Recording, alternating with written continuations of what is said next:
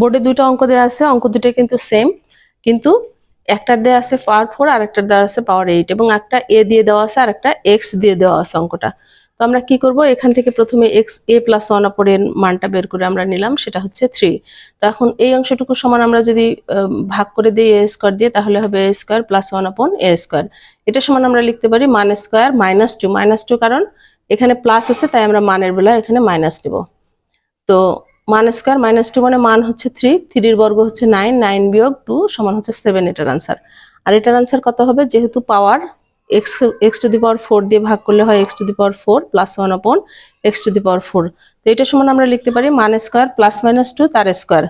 Plus -2 যখন মান প্লাসে দেওয়া থাকবে, এই মানটা প্লাসে দেওয়া আছে, তার মানে এখানে আমরা মাইনাস নিব। তার মানে মান হচ্ছে 3 তার স্কয়ার -2 তার স্কয়ার হোল স্কয়ার -2, অর্থাৎ তাহলে এখানে কত হয়, 3 এর বর্গ হচ্ছে 9 বিয়োগ 2 মানে 7, 7 এর বর্গ মানে 7 7 49 বিয়োগ 2 মানে 49 বিয়োগ 2 মানে 47, এটার আনসার হচ্ছে 47।